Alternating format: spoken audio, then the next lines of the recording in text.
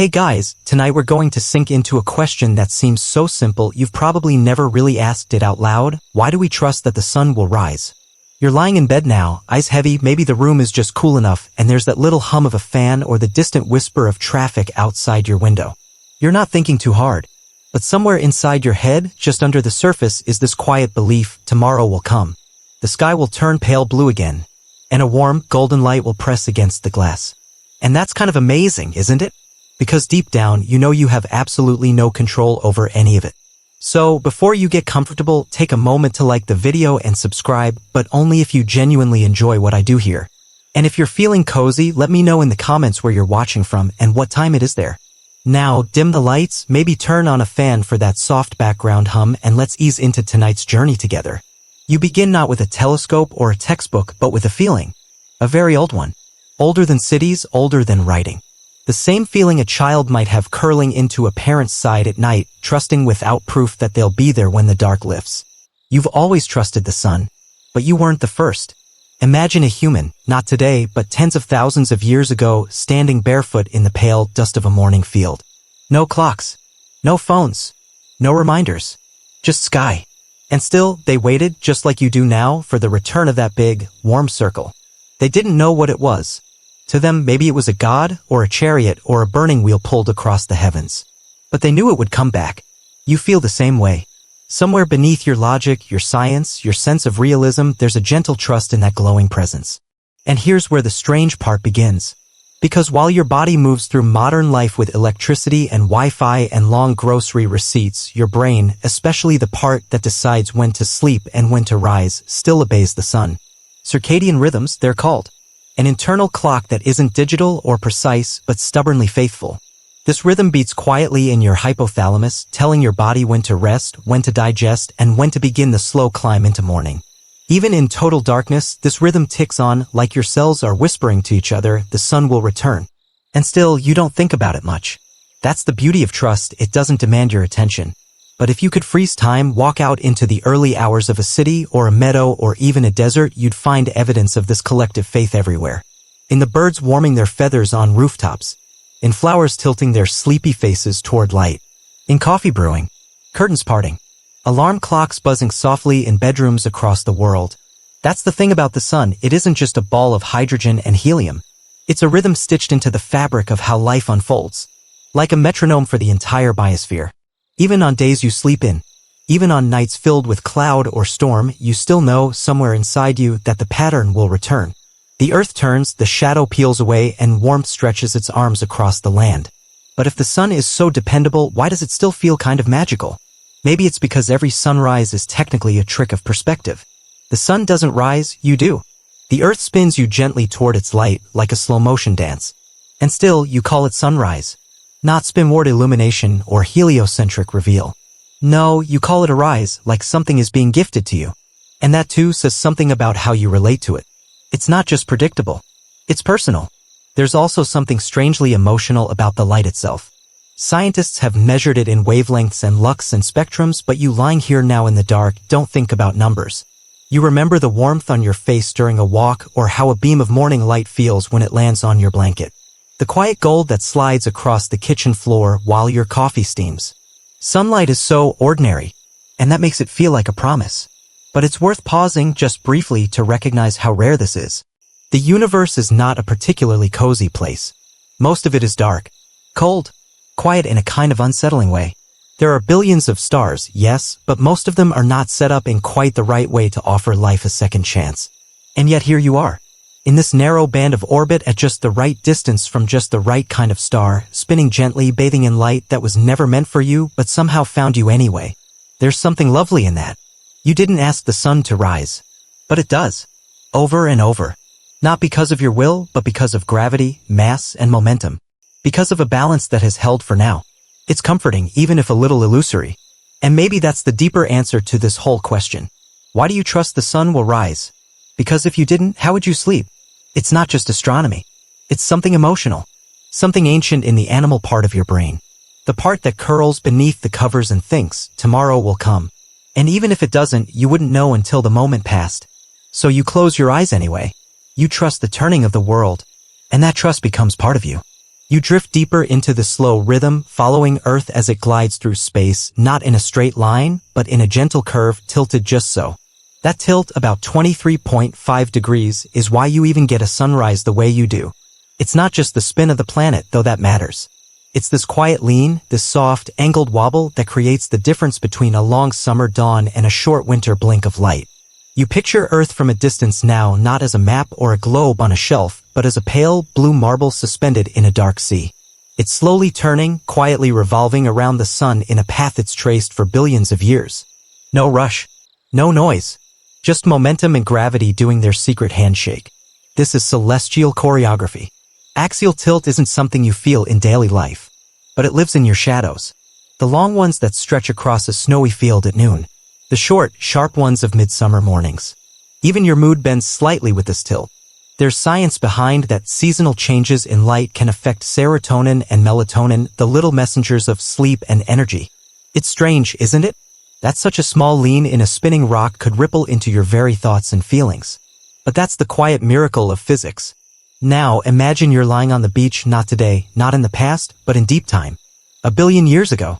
No trees, no birds. Just the slow crunch of early life beneath you and the same great light above. Even then, the tilt existed. The days grew and shrank. Light moved like paint across the curve of Earth's surface. Nothing watched it happen. No clocks measured the hours. But the dance was already there. What's even more surprising is how stable the tilt is. Not forever, of course. Nothing is. But for hundreds of thousands of years at a time, the Earth maintains this gentle angle. There are little wobbles called precession, which nudge the seasons slightly over millennia. Like a top slowly losing balance. But for your lifetime, and for many before you, this lean has been just consistent enough to make morning feel eternal. Here's a strange thought. If Earth's axis shifted dramatically, even by just a few degrees, the pattern of light would change so completely that life as you know it might not survive. Imagine a planet that never tilts, light fixed in eternal sameness. No seasons. No warm, slow summers. No blue-toned winter mornings. Or imagine a planet that leans too far, swinging its poles wildly into endless day or night. You wouldn't just lose sunrise. You'd lose everything that makes sunrise mean something. So maybe the real reason you trust the sun will rise is because the Earth hasn't broken the pattern yet. Every turn so far has been kind. Still, there's something humbling in remembering that this isn't guaranteed. That you're riding a tilting sphere, falling through space, turning on an axis that just happens to hold steady for now. It makes sunrise feel more like a gift than a right. Of course, the sun isn't moving around you. That was a hard truth for humanity to accept. For most of history, people thought the sun circled the Earth like a lamp swinging overhead, always loyal, always returning. But now you know the truth. Earth moves. The sun waits. And this knowledge doesn't make the sunrise any less magical. If anything, it deepens it. You lie in bed, thinking about how this slow turn, the one you can't feel, is what gives you morning. If the Earth stopped spinning, things would get strange. Technically, sunrise would still happen, but only once every year. You'd spend 6 months in darkness, then 6 months in light. Not very sleep-friendly. And yet, some planets live like that. Venus, for instance, spins so slowly that a day lasts longer than its year. Think about that standing on a world where the sun creeps across the sky for months.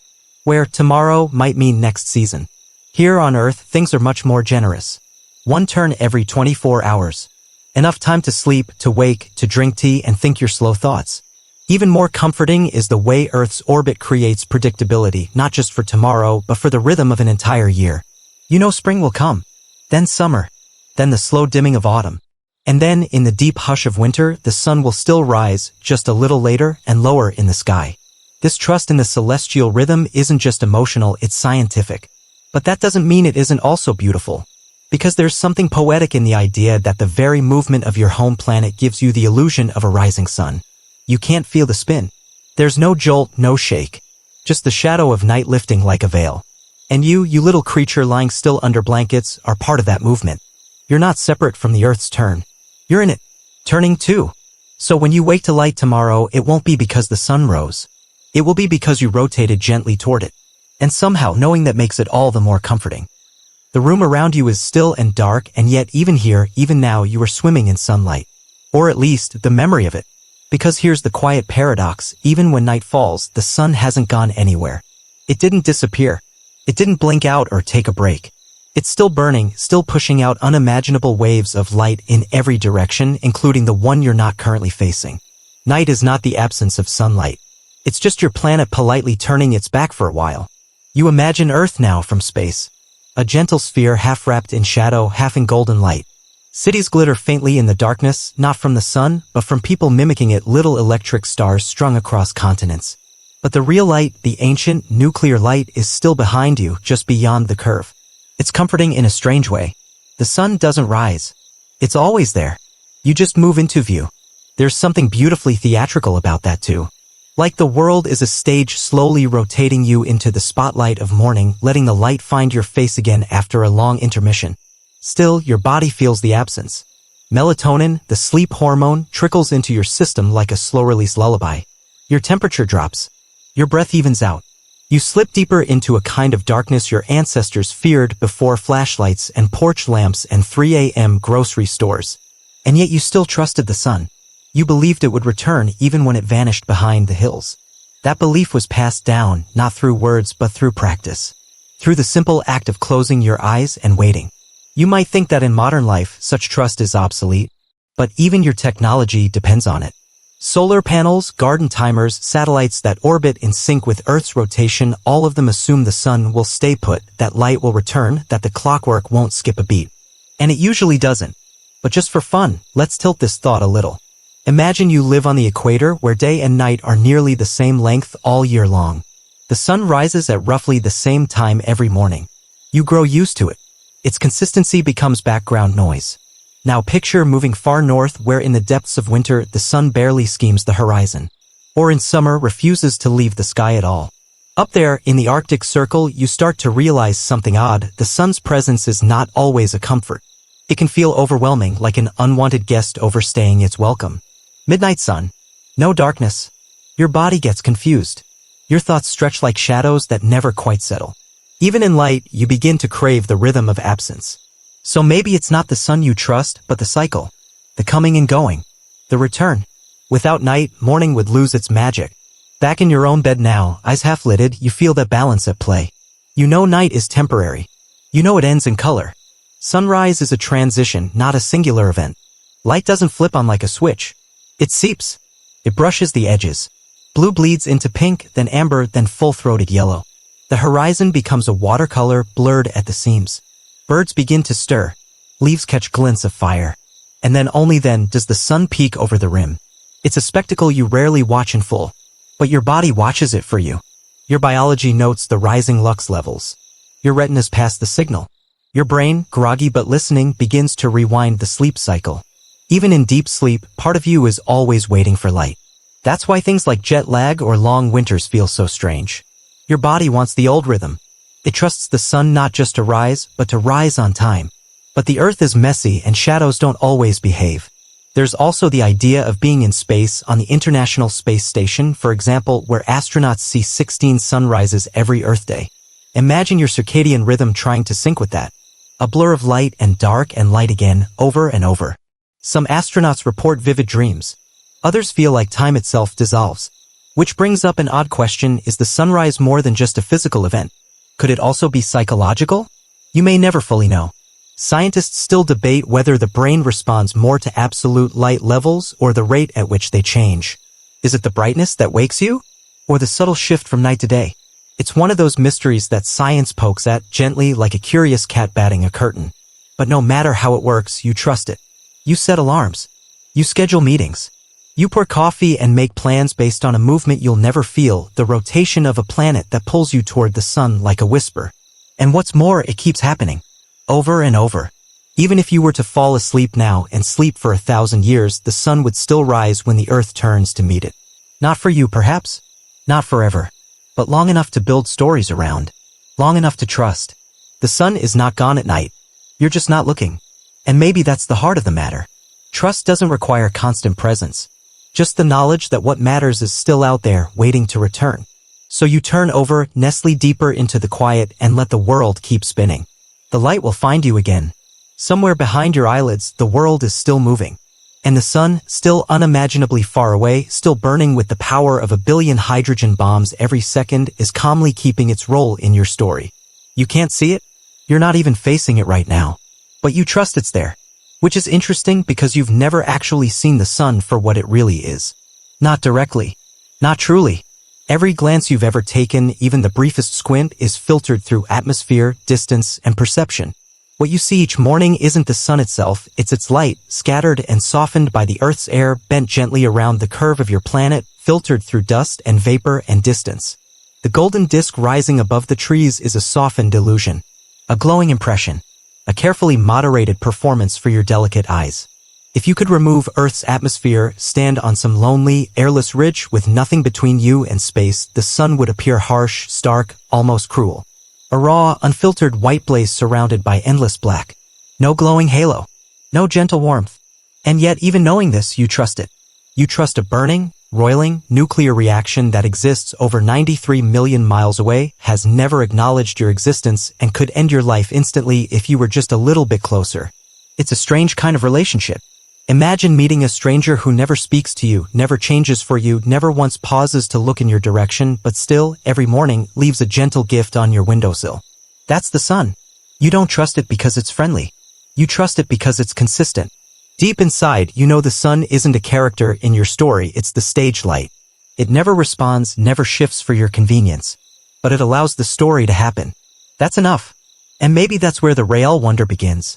Because the more you learn about the sun, the facts, the physics, the terrifying truth of its immense power, the more bizarre your trust starts to seem. After all, this is a ball of incandescent plasma, roughly 1,000,000 times the volume of Earth. It contains 99.8% of all the mass in the solar system. Every second, it converts about 4 million tons of mass into energy just to keep glowing. For million tons gone every second, you wouldn't even notice. That energy bursts outward, streaming through space in every direction. And a tiny, almost laughable fraction of that energy, less than 1/1,000,000th, hits Earth. And yet that's enough. Enough to warm your skin. Enough to grow forests. Enough to drive weather, carve rivers, and stir oceans. Enough to light the corners of your room and the corners of your mind. That fractional sliver of radiance is what gives you sunrise. And here's something weirder. You're not actually seeing the sun as it is now. Because light has a speed limit. And it takes just over 8 minutes for sunlight to reach your face. So every sunrise is already the past. The light you see was sent across space almost 10 minutes ago. Which means if the sun were to vanish right now, just blink out of existence, you wouldn't know. Not immediately. Not for 8 full minutes. You'd still go on, sipping your tea, petting your cat, completely unaware that the thing you trust most in the sky had disappeared. There's a soft kind of existential humor in that. The delay. The illusion of stability. And it doesn't stop there. Even sunlight itself isn't what you think. Those golden beams aren't little threads of warmth. They're waves and particles, photons released from the core of the sun where immense pressure fuses hydrogen into helium. But those photons, the very ones that now light your room or feed your garden, took an absurdly long journey. They didn't just sip out from the center. They were born in the core, but it took them hundreds of thousands of years, maybe even 1,000,000 years to escape. Bouncing, ricocheting, being absorbed and re-emitted in a chaotic dance inside the sun's dense layers. Like a crowded subway at rush hour, except the passengers are particles of light and the commute takes a geological age. And yet, when they finally leave the sun, they travel to Earth in just 8 minutes. After millennia of internal chaos, they sprint across space in silence. One of those photons might land gently on your blanket tomorrow morning. And you'll just blink at it, stretch, and go make coffee. That's what trust looks like sometimes. Taking something impossibly strange, impossibly old, impossibly big, and treating it like an ordinary part of your morning. And maybe it's that ordinariness that makes the whole thing so poetic. Because while the sun is too vast to understand, too dangerous to approach, and too far to ever touch, you still schedule your entire life around it. Appointments, bedtimes, birthdays, sunsets on the beach. You believe in its return like you believe in breath. And maybe that's what makes this question, why do you trust that the sun will rise, so quietly profound? It isn't about science, not really. It's about finding peace in a world you don't control. About choosing comfort in the face of chaos. About trusting something vast, unknowable, and indifferent, not because it promised anything, but because it has never broken the rhythm. And as you lie there now, eyelids soft, body warm, room lit only by imagination, you still believe. The sun is there. Waiting, humming, burning. Not for you. But somehow always with you. There's something quietly heartbreaking and strangely peaceful about realizing the sun won't last forever. You've grown so used to its steady presence, so confident in its daily arrival, that the idea of it ending feels like a bedtime story gone suddenly sad. But the science is clear, our sun has an expiration date. It's just not anytime soon.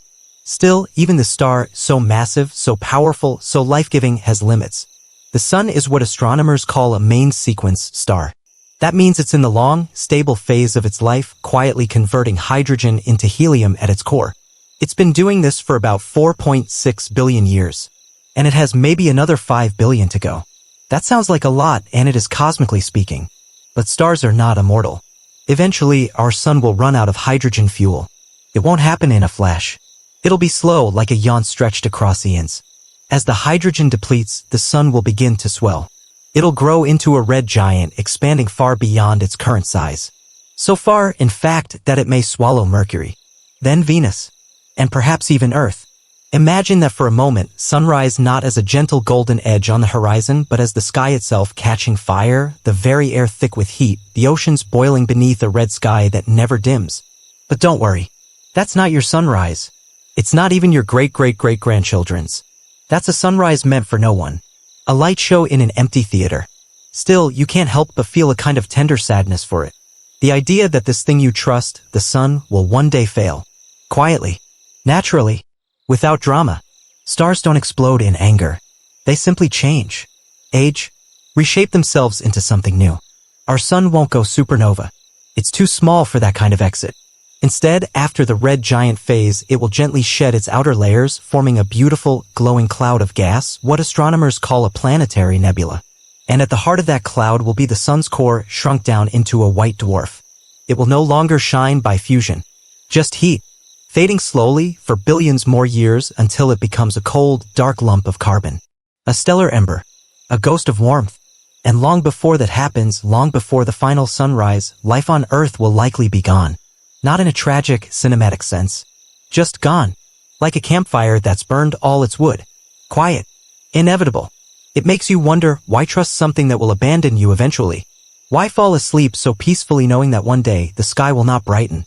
The answer maybe is this: trust doesn't require permanence. It just requires presence. You trust the sun because it's here now. Because for your brief flicker of time on this spinning world, the rhythm holds. You don't need it to last forever to let it comfort you tonight. You can love a song even if it ends. You can love the light even knowing it will go out. And in a way, knowing the sun is mortal makes it feel more human. Not a god or an eternal force, but a companion. A fellow traveler in time. Glowing fiercely for a while, then dimming with grace. There's also something oddly hopeful in what comes after. The atoms in your body, the calcium in your bones, the iron in your blood, the oxygen in your lungs were forged in stars long gone. Supernovae and stellar cores long since silenced. You are quite literally made of stardust. And someday the sun itself will return that favor. Its particles will drift into space, seeding the next generation of stars. Perhaps new planets. Perhaps new life. So maybe the end of the sun isn't an end at all. Just a handoff. A cosmic exhale. And until then, until that distant day when light no longer finds this place, you get mornings. You get color. Shadow. Warmth on skin. Crops that grow. Light that dances on water. All from a star that asks nothing of you. And isn't that a strange kind of generosity? Not the kind that speaks. Not the kind that sees you. But the kind that simply is. Present. Reliable. Quietly sustaining the life that trusts it. So tonight, you curl up with that knowledge. You let it soften your thoughts. The sun is not forever. But it is for now. And for now is enough to dream by.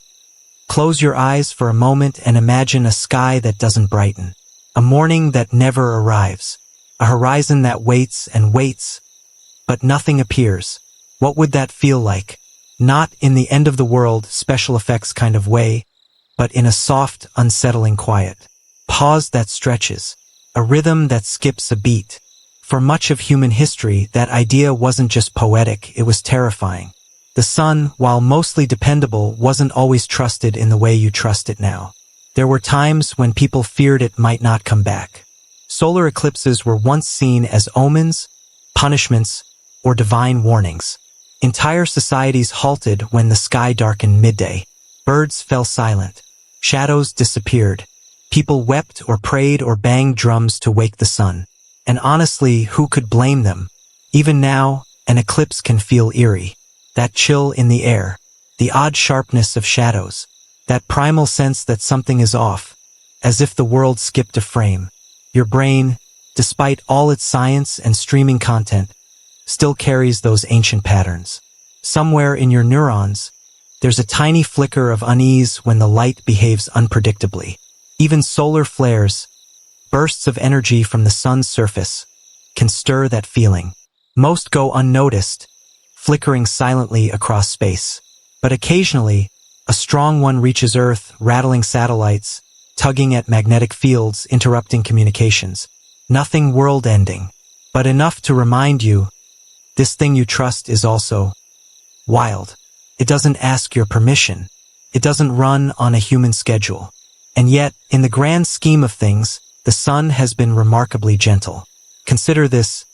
Every morning of your life you've watched the same show, the same golden hue, the same arc across the sky. But what if that changed? What if one day the sun blinked, not vanished, not destroyed, just dimmed, a little, unexpectedly? It's not likely, but it's not impossible either. There are phenomena known as sunspots, cooler, darker areas on the sun's surface caused by magnetic activity. These spots shift and grow in roughly 11-year cycles. During low points in these cycles, the sun emits slightly less light. Not enough for you to notice on your morning walk, but enough to nudge the planet's overall temperature. Some researchers even link extended periods of low solar activity to historical cold spells, like the so-called Little Ice Age between the 14th and 19th centuries. Crops failed, winters deepened, people bundled up and painted frost on windows, all from a slight twitch in the sun's expression. So yes, it's possible for the sun to blink in slow motion. And what's fascinating is how much human emotion gets tied up in these events. Not just temperature or harvests, but feeling, mood, behavior. Studies have hinted, that solar activity might influence things like sleep patterns or even crime rates. Nothing confirmed, nothing alarming, just the quiet possibility that you are more tethered to that distant fireball than you realize. And isn't that a little beautiful? That something so far away, so beyond your comprehension, might tug gently on your moods, your sleep, your dreams. Even ancient myths reflect this. Cultures across the globe have told stories of the sun disappearing. In Norse mythology, a wolf chases the sun and may one day catch it. In Egyptian myth, the sun god Ra must battle through the underworld each night to rise again. In Chinese legend, 10 suns once rose at once, scorching the earth until an archer shot all but one from the sky. These are stories of control, of fear, of reverence. You can almost picture the storyteller, sitting by firelight, shaping fear into narrative, giving the unknown a name, because that's how trust begins, not with certainty, but with hope in the face of mystery. And even now, despite satellites and solar observatories, that mystery remains. Scientists still don't fully understand what drives the sun's magnetic cycles, why some are stronger than others, why sunspots appear in clusters, or why solar maximums sometimes misbehave. They watch, they measure, they model, but the sun still keeps some secrets. And perhaps that's what makes your quiet trust so impressive. You don't need to understand it fully to believe in it. You don't need absolute guarantees. You just need the rhythm to hold long enough for you to rest. You don't ask the sun for perfection. You ask it for morning. And so far, it's delivered. Even with all its flares and shadows and mystery, the sun has kept showing up. Not because of you, not for you, but with you. That's a subtle kind of comfort. So tonight, as you lie there under the quiet hum of electronics and the slow tick of night, you let go of the what-ifs. You trust in the turn. You trust in the light that waits just beyond the curve of the earth. You trust, even knowing the sun could blink, that morning is on its way. You shift slightly beneath your blanket, and maybe you yawn, slow and silent. And in that moment, without even realizing it, you're echoing something the sun taught your body to do. Because long before alarm clocks and calendar apps, your internal clock, your circadian rhythm, was guided almost entirely by light. By the way the world slowly brightens, softens, dims again. That rhythm lives deep inside you, ticking gently beneath your thoughts. It doesn't make noise. It doesn't need batteries. It's written into your cells like a lullaby that never stops playing. And what's most remarkable is that it remembers the sun, even when you can't see it. Picture your brain. Right in the center is a tiny structure called the suprachiasmatic nucleus, a name that sounds complicated enough to fall asleep to. This cluster of about 20,000 neurons sits just above your optic chiasm, the place where signals from your eyes cross over. It's your master clock, your internal timekeeper. Every morning, when light touches your eyes, even through closed eyelids, this clock gets a little reset. It tells your body, okay, it's morning again. Time to stop making melatonin. Time to wake up. Even if you've had no sleep, even if it's cloudy, even if you've flown across time zones and your mind feels like it's been left behind in another country, your clock listens to the sun. And not just in your brain. You have tiny clocks in almost every cell, your heart, your liver, your muscles, your skin. They're all keeping time, coordinated by that central pulse of light and darkness. They tell your stomach when to expect food, your skin when to regenerate, your immune system when to prepare for invaders. All because, once upon a time, a single sunrise began teaching life the difference between light and dark. And over millions of years, your biology began to trust that lesson.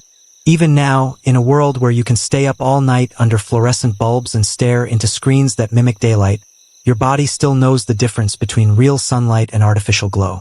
It's not just brightness. It's the quality of the light, the color temperature, the timing, the angle. Morning light, especially, is rich in blue wavelengths that tell your brain, we're safe now. The sun is here. That's why early walks feel good. Why sitting near a window can lift your mood. It's not just aesthetics, it's physiology. Your body remembers. And it doesn't only remember light, it remembers absence, too. As night falls, your pineal gland, a tiny structure nestled in your brain, begins secreting melatonin. This isn't a sedative. It's more like a gentle signal. Curtain call. It tells your body, time to begin the process of rest. And the strange thing? This happens even if you don't want it to. Even if you're busy. Even if you're worried or excited or glued to a late-night documentary. The body has learned, through eons of sunrise and sunset, to anticipate, to trust. There's even evidence that our immune systems function differently depending on the time of day. Certain genes only activate in darkness. Others wait for light. It's like your body is holding a quiet conference, coordinating thousands of processes based on a sun it can't see, but believes in. That belief runs so deep that it can get confused when the rhythm is off. Ever had jet lag? That strange sense of being awake at the wrong time, or tired in the middle of the day. That's your circadian system realizing the sun is behaving differently than expected. It's not that your body is malfunctioning. It's that it's loyal to a schedule it's kept for generations. Even shift work, night shifts, or long bouts of artificial light can cause the body to struggle. Sleep gets patchy. Mood dips. Hormones drift out of sync. Because the sun, or at least the memory of it, is your body's most ancient guide. And still, it adapts. Slowly, gently, it recalibrates. It waits for the next cue. What's quietly amazing is how sensitive you are to these signals. You might not think you notice the sunrise, but your body does. Just a single morning of real outdoor light can help reset your sleep cycle. Just a few minutes of natural light can stabilize mood. You don't have to see the sun. You only have to let your body sense it.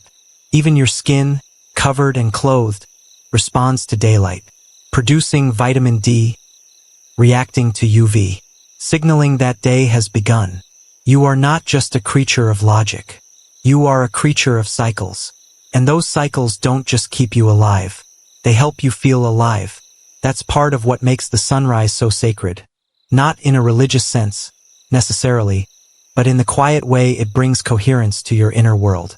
The moment that light hits the earth again, something inside you shifts, aligns, breathes more easily, even if you're not awake to see it.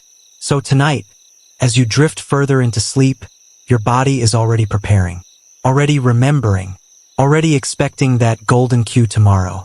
Not because you asked it to, but because that's what life does when it trusts the light. And now you find yourself floating, drifting gently through centuries, continents, cultures, watching as humans all across time have looked to the same sky, asking the same quiet question. Will the sun rise again? You're not the first to trust it. This deep belief has shaped rituals, myths, and moments in every corner of the world. Long before we had physics or thermonuclear fusion, we had fire pits and stories. We had people gathering at dawn to watch the sky shift from darkness to gold, hearts thudding softly with hope. In ancient Egypt, the sun was a god named Ra, sailing across the sky in a golden boat. Every evening, he disappeared into the underworld, battling chaos through the night, only to return triumphant each morning. The sunrise wasn't just a light show, it was reassurance. It meant the world hadn't ended. Order had been restored. Life could continue. Now picture a Mayan priest, centuries ago, standing on a stone platform, eyes raised to the horizon, waiting for the moment the first glint of sunlight touched the edge of the jungle.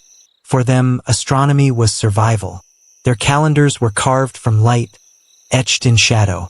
They tracked the solstices, the equinoxes, the long cycles of Venus. To them, knowing when the sun would rise wasn't just philosophy. It was food, it was ceremony, it was continuity.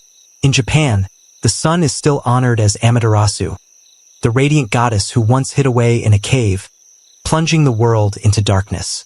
The tale says that only through laughter and dance could she be lured out again, allowing light to return. It's a story about rhythm, about trust, about the importance of joy when the world turns dark. Even in places where the sun barely rises for weeks in winter, Lapland, Siberia, parts of Alaska, people have found ways to hold on.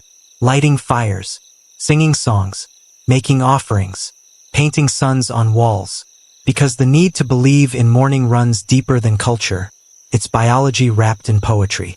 And that belief, like the sunrise itself, has been quietly inherited by you. You may not call the sun a god.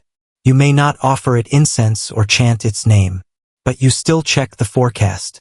You still open the curtains in the morning and feel that small relief when the light arrives.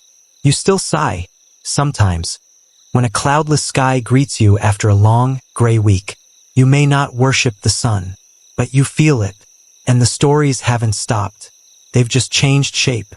Now we tell tales in pixels, movies where Earth loses the sun, or novels where the last sunrise is watched by the last living person.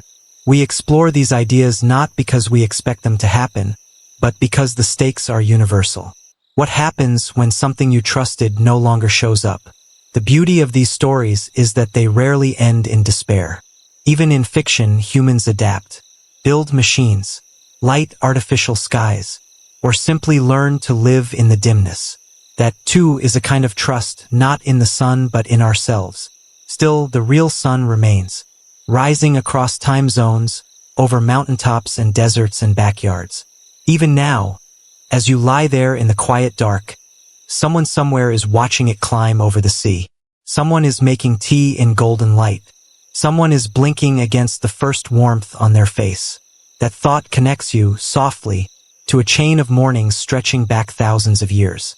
Your ancestors, whoever they were, stood barefoot in fields and forests, watching dawn peel away the stars. They felt what you feel.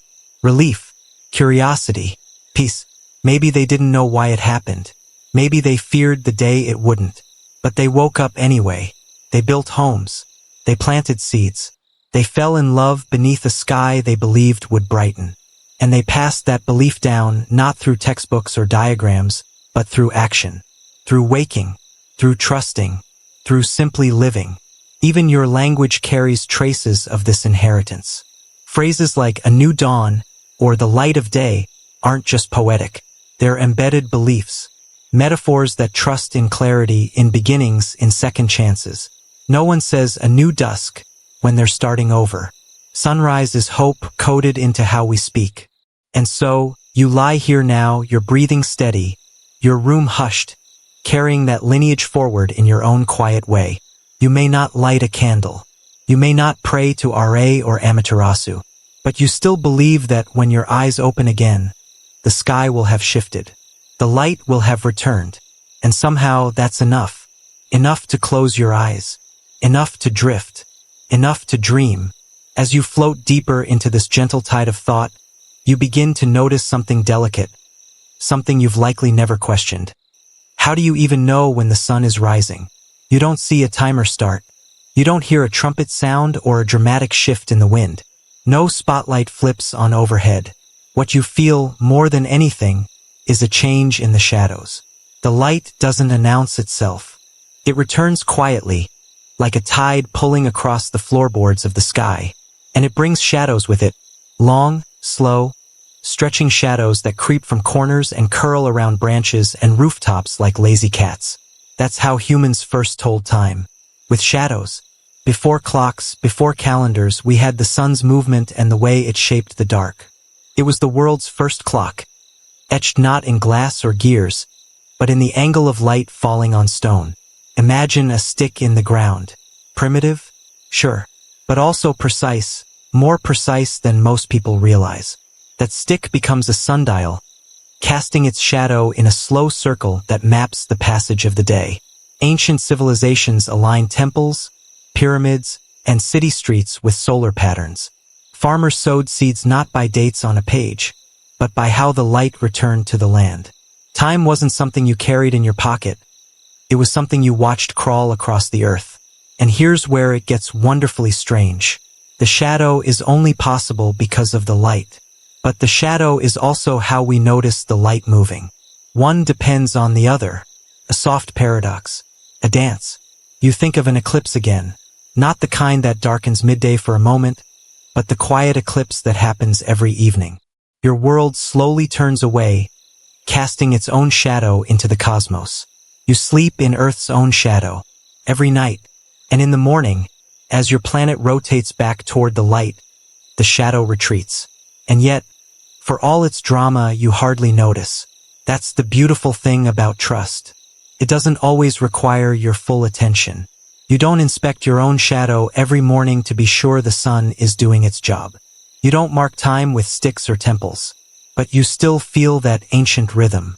The lengthening light, the slow angles of dawn. Your windows glow a little earlier in summer. The golden hour shifts slightly each evening in autumn. The color of morning deepens in winter, like the sky putting on a heavier coat. And even if you don't track it, your body remembers. There's a reason people feel differently in different seasons. A reason why sleep seems heavier in January. Why thoughts wander more freely in spring. The shifting shadows whisper to you, telling your subconscious that the world is changing, that it's still turning, that it still believes in the sun. And then there are eclipses, the dramatic kind. Total solar eclipses, where the moon slides perfectly between you and the sun, casting its own soft shadow onto Earth. For a few minutes, daylight becomes twilight. Temperatures drop. Animals quiet down. People gasp. And when the sun returns, even if you understand why it disappeared, there's a primitive relief. A deep breath, like some part of you wasn't entirely sure it would come back. Because in that moment, you're reminded. The light you trust is not a guarantee. It's a balance. A precise geometry of distances and angles and motion. A cosmic equation that could one day change. And yet, every day the equation holds. Every day, the shadows lengthen and shrink, and you don't panic. You simply adjust. You open the blinds. You turn your face to the light. You let it fall across you the way it always has. Soft, warm, patient. Even in art, shadows are how we give shape to light. A painting without shadow is flat. A scene without contrast lacks story. So maybe shadows aren't just the absence of light.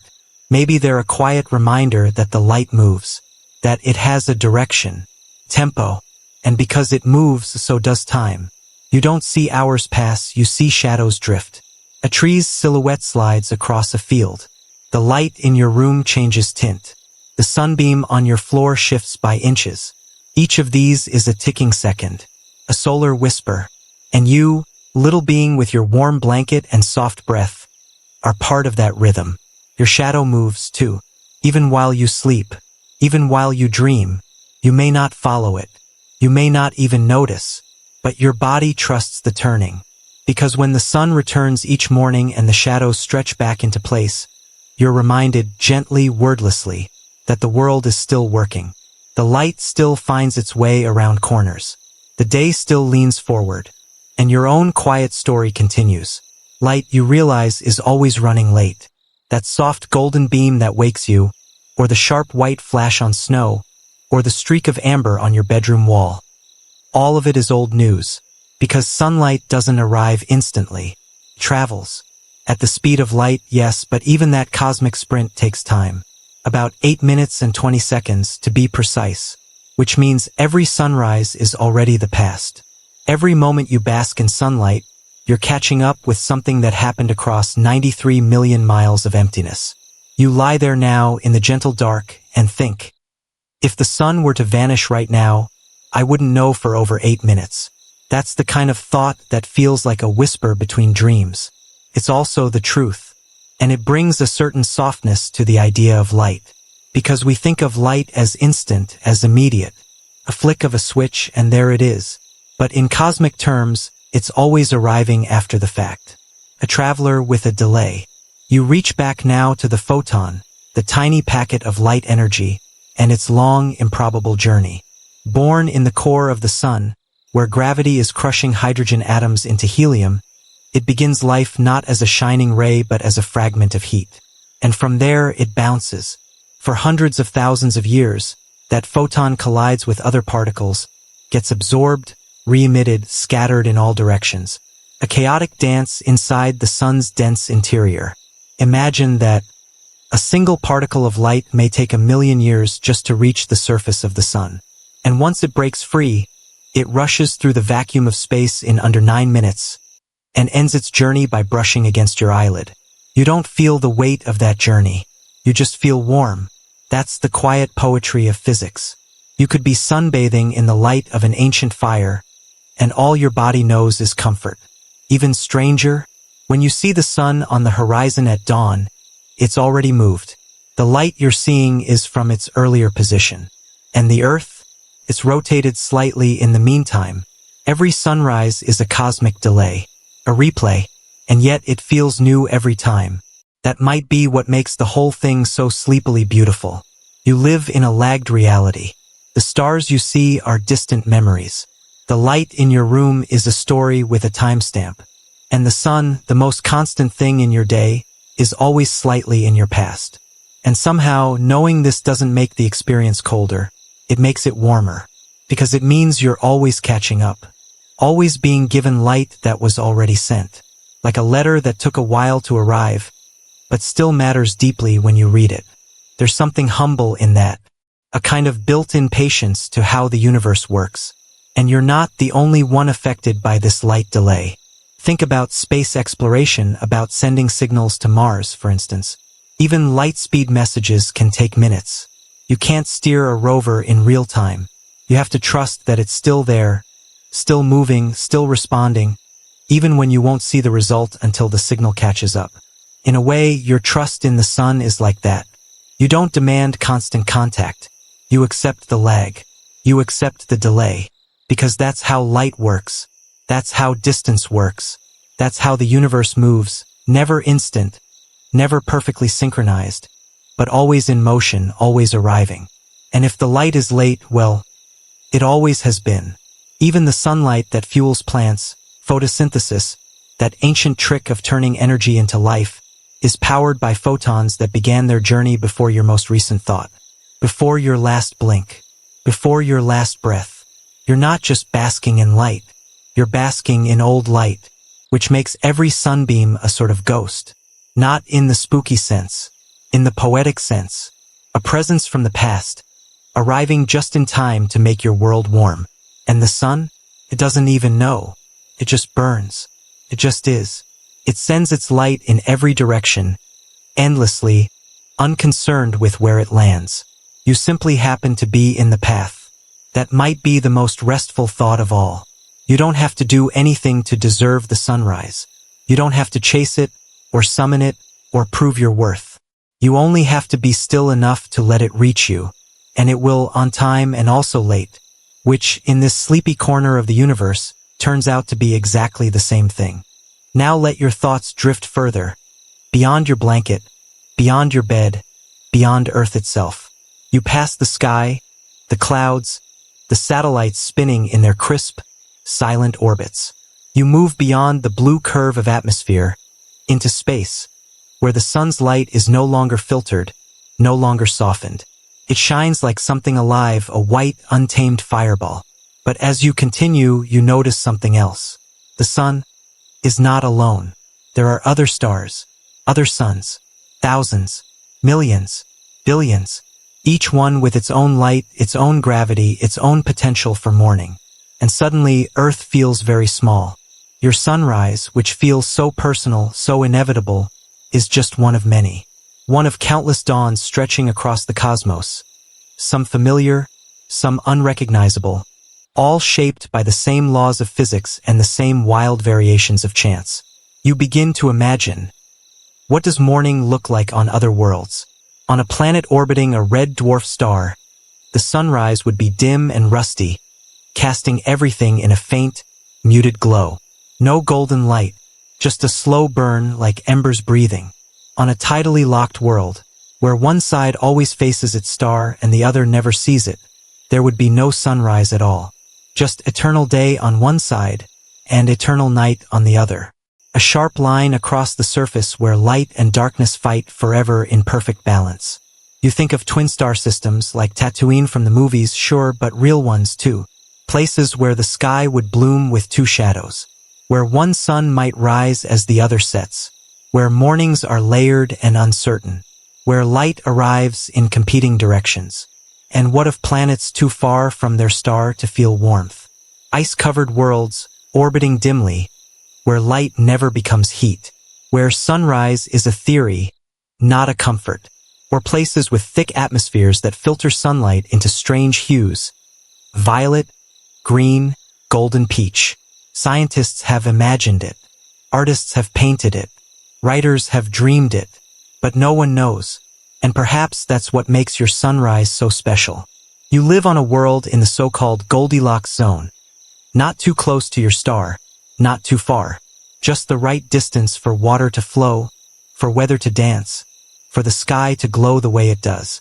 That's rare. And it means your experience of morning, the way the sky turns from black to blue to gold, the way the clouds catch fire, the way the birds begin again, is not the universal standard. It's a local wonder. Planetary quirk, which means your trust in the sun isn't just about the sun itself. It's about this place, this orbit, this tilt, this timing. If you were born on another world, in another system, with another star, you might not even know what a sunrise is. Or you might have two, or none. You might sleep for weeks at a time or not at all. You might wake to a sky filled with light but no heat. So the trust you carry, the ease with which you close your eyes and assume the sky will brighten, is a fragile, precious thing. Not every creature in the universe, if such creatures exist, would know that feeling. The trust in the sunrise may be uniquely earthbound. And that makes it more beautiful, not less. Because even though the universe is filled with suns and planets and light, you, right now, exist in a place where the balance works. The days unfold. The light returns. The sky changes. And the rhythm soothes your biology, your thoughts, your dreams. It might not last forever. The orbit may wobble. The tilt may shift. The sun may change. But for now, here on Earth, the sun rises. And as your mind drifts quietly across imaginary planets, you feel a little gratitude for the ordinary miracle you experience each day. You don't need a double sunrise. You don't need violet shadows or eternal daylight. You have this one star, one planet, one soft rhythm. And somehow it's just right. You float gently now, back toward Earth, toward that delicate, thin sliver of habitability we call home. And as you descend through thought, past stars and vacuum and moonlight, you begin to realize something quietly astonishing. Your trust in the sun is not just emotional. It's biological, ecological, existential. Because Earth, this blue marble twirling in the quiet dark, lives in a narrow, fragile balance of forces. A place scientists call the Goldilocks zone. Not too hot, not too cold.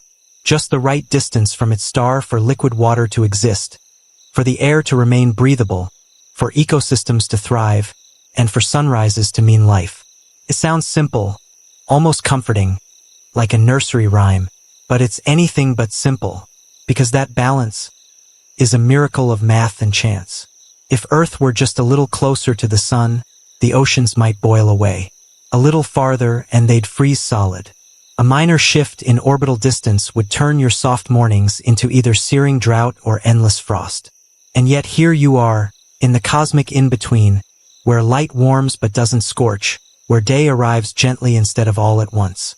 You take a breath and feel it, oxygen, regulated by plants which are fed by sunlight. Food, grown by photosynthesis which depends on the angle, duration, and intensity of solar exposure. Your entire life, your thoughts, your memories, your body, is constructed on this delicate scaffolding of just right. That's the real power of sunrise. It's not just beautiful, it's functional. It's the clockwork mechanism of a planet that's figured out how to exist. But even that's not the full story, because the sun doesn't beam down on a flat, stable Earth. Your planet moves, it tilts, it spins, it wobbles. And those wobbles, they matter. The Earth's axis is tilted at 23.5 degrees. That's what gives you seasons. That's why the sun rises at different points on the horizon depending on the time of year. That's why shadows lengthen in winter and shorten in summer. But even that tilt isn't fixed. It varies ever so slightly over thousands of years.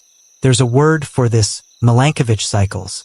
These are long-term changes in the Earth's orbit and axial tilt that affect how sunlight is distributed across the planet's surface. And they've been linked to ice ages and warming periods, massive shifts in global climate triggered not by human hands or volcanoes, but by the slow, lazy math of the heavens. Imagine that the rhythm of sunrise, the exact angle, the length of the day, the brightness of morning, can change so subtly over millennia that it shifts entire ecosystems. Glaciers grow. Forests retreat, oceans rise and fall, not overnight, not in decades, but slowly, in silence. And yet life adapts. Species migrate, patterns evolve, mornings remain. Even when the light changes, even when the warmth falters, the world continues to turn toward the sun. And that teaches you something, doesn't it? That trust doesn't require perfect balance. Just enough. Enough to sustain. Enough to grow, enough to greet the next day. Think about coral reefs, tiny, shimmering cities under the sea, built by microscopic animals who trust the light so deeply. They build their whole lives around its rhythm. Coral bleaching happens when waters warm just slightly beyond their comfort zone. A few degrees, a small shift in the balance. And still, they cling to the pattern. They try, they wait. So do the birds that migrate using the sun. So do the trees that bud in spring, timing their bloom to lengthening daylight. So do you when you wake naturally at the same hour for weeks in a row. You are not separate from this balance. You are one of its expressions. Your trust in the sunrise isn't just spiritual or poetic. It's encoded in melatonin cycles, in vitamin D production, in the very bones of your sleep. And maybe that's why even thinking about the sun not rising feels a little eerie. Not because it's likely, but because it would mean something has gone wrong with the math. And yet, the math still holds. For now, every day the light returns. Every day the balance resumes. The sky brightens. The rhythm continues. Life stirs. And you wake not because you made it happen, but because you trusted that it would. The sun doesn't know you, but it doesn't need to. It shines anyway. Now the sky in your mind feels a little different. Darker, perhaps. Wider. Like you've stepped back even farther. You're still drifting in that thoughtful space between science and sleep, but something's changed. The light feels more fragile now. Not because it's failing, but because you've started to see the truth behind it. The universe doesn't promise anything. It's a quiet realization. Not tragic. Just honest. The sun rising tomorrow? Statistically very likely. Guaranteed? No. Because the cosmos, the great silent stage on which all this unfolds, isn't bound to human hopes. It doesn't have a plan. It doesn't owe you a pattern. Entropy, the great shuffler of order, is always increasing. Stars die. Galaxies collide. Time flows in one direction toward more disorder, not less. And yet, here you are trusting a rhythm that holds, even as everything drifts toward chaos. It's the paradox of existence. You live in a universe that's fundamentally unpredictable, and yet you build your days on patterns. You get groceries. You brush your teeth. You fall asleep assuming the world will still be here when you wake. And most of the time, it is. There's something deeply brave about that. Because what you're really doing, every time you close your eyes, every time you make a plan, every time you say, "See you tomorrow," is choosing to believe in continuity inside a system that offers no guarantees. Take gravity, for instance. You trust it without thinking. You don't wake up and test whether objects will still fall. You assume the floor will greet your foot. You assume the apple won't float away. But gravity isn't a law etched in stone. It's a behavior we've measured, modeled, and so far observed without exception. But even the most basic forces, gravity, electromagnetism, the nuclear interactions inside the sun, are not constants in some cosmic moral code. They simply are. And they may shift. Not today. Not tomorrow. But one day in the deep future, the balance might change. There's even speculation among physicists that the constants of the universe, the speed of light, the strength of gravity, the charge of the electron, may not be perfectly stable over all of time. No one knows for sure. The data is subtle. The questions are enormous, but they remain unanswered. So when you say, "The sun will rise," what you're really saying is, "I trust that the rules will still apply tomorrow." That's no small leap of faith. And yet, all of life hinges on that belief. The idea that patterns will repeat, that the past is a clue to the future, that the things that mattered yesterday will still matter in the morning, even though the universe could surprise you, even though nothing is owed. And maybe that's the secret comfort in all of this. Not that the world is guaranteed to keep spinning, but that, despite everything it has, against impossible odds, this planet formed in just the right place with just the right ingredients under just the right conditions. And it's kept turning. Not because anyone commanded it to, but because physics and chance fell into step like dancers in a very long waltz. And in that dance, you get light. You get warmth. You get 24 hours of time to spend however you want. And even knowing that the universe is cold and wide and deeply unbothered by your presence, you still believe in tomorrow. You still set alarms. You still make to-do lists. You still say good night and mean it. That's not denial. That's something deeper. A kind of hope that doesn't need guarantees. A kind of trust that grows not from certainty, but from repetition. The sun has risen every day of your life.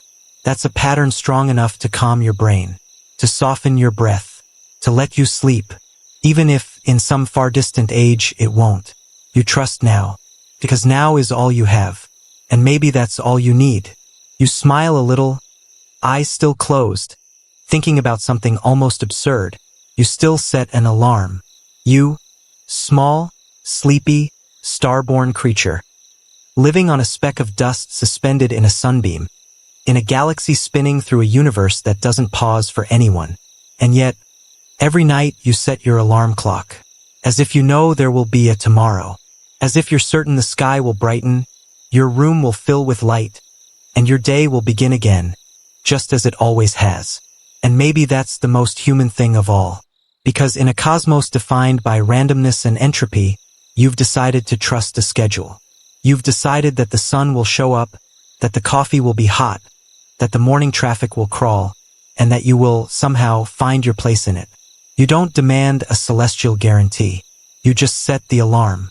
It's charming in a way, beautifully naive, softly optimistic, and also completely rational, because your experience has taught you that the sun hasn't failed you yet. Day follows night with a rhythm so smooth you hardly notice it. And isn't that the strange, delicate balance? You live as though everything will stay the same, even while knowing that nothing truly does. The sun rises, yes, but each time from a slightly different angle. The Earth's orbit shifts minutely. The tilt wobbles. Even your body has changed since yesterday.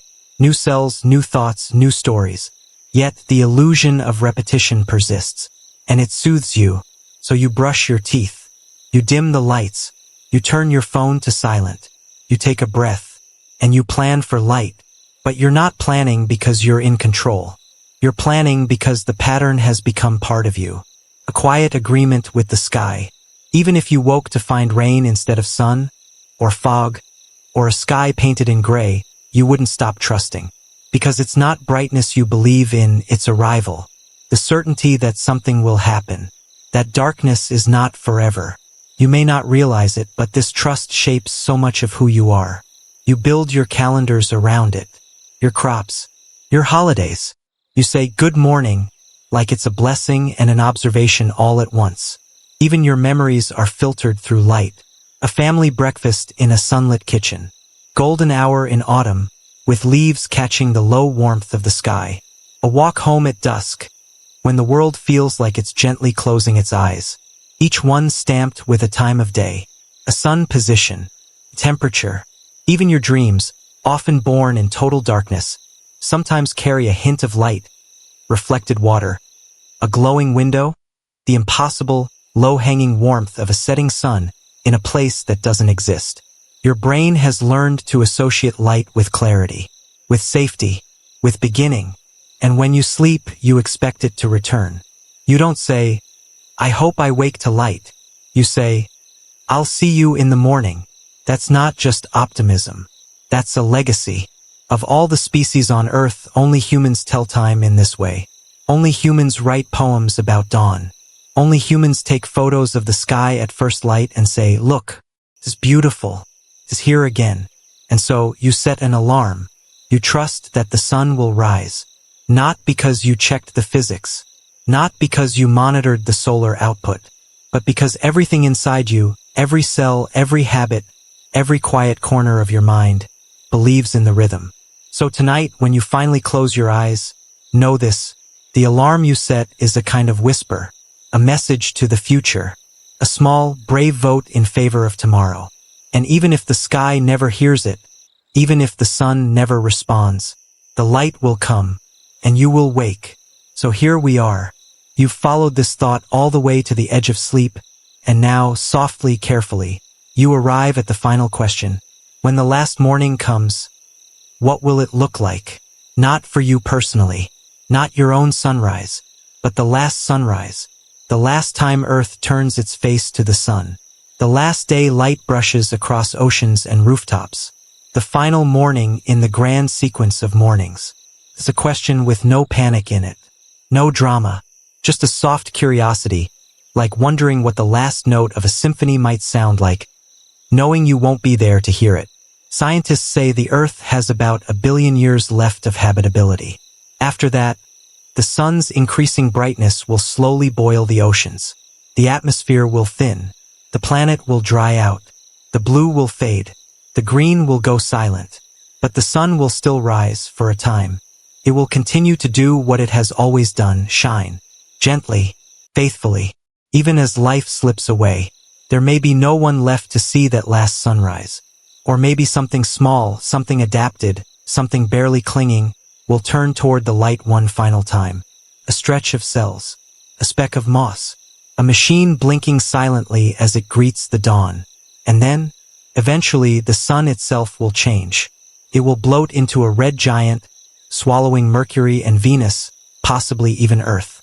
No more sunrise, no more orbit, no more sky. Just heat, gas, a final flare, and after that silence. A white dwarf, a cooling ember in the dark. But even then, light doesn't stop. It just drifts. The photons from that last sunrise will keep traveling. Across the galaxy, past nebulae, through interstellar clouds. Maybe, in a distant future, they'll wash over another world. Maybe they'll strike a telescope drifting in deep time. Or maybe they'll shine on nothing at all. But the light won't care. It doesn't ask for an audience. It just goes. And here's the part that gently amazes you. That final sunrise will be, in every way, identical to the ones before it. The same light, the same warmth, the same silent promise spoken again, even if no one listens. It will be beautiful simply because it is. Not because it means something. Not because it's the last. But because it exists. And in a way, that makes every sunrise sacred. You never really know which one might be the final one for you. But that doesn't make it frightening. it makes it precious. It makes it worth watching, worth noticing, worth waking up for, even if you only glance at it on your way to the coffee maker. Each one is a quiet miracle. Each one is proof that something still works, that gravity still holds, that the planet still turns, that light still finds its way through the dark. And maybe, just maybe, that's the most comforting thought of all. That for now, at least, the sun will rise again. And again. And again. Long after you've stopped counting. Long after your alarms fall silent. Long after the noise of human thought gives way to silence. There will still be light, moving quietly through space. A sun that never asked to be trusted, but still showed up. And tonight, you trust it one more time. So now, let your breath slow. Let the thoughts soften at the edges, like distant hills disappearing in fog. You've followed a single question across space and time, through stars and cells and sleeping forests, and now, at the edge of night, you let the answers fade into background music. The light will come again, maybe not with trumpets or glory or meaning, but with quiet, dependable grace. It will skim the horizon. It will stretch across the floor. It will slip through curtains and land on faces, and fur, and tangled sheets. It will arrive late, as always, but always on time. And so you rest now, not because everything is certain, but because you've chosen, so gently, to trust the rhythm. The turn of the planet, the silence of physics, the long memory of the sun. You don't need to see it to believe it. You don't need to control it to rest beneath it. All you have to do is close your eyes, and let the world spin you quietly toward the light again. Maybe tomorrow, maybe someday, but always, eventually. So go ahead, let yourself drift. The sun will take care of the rest.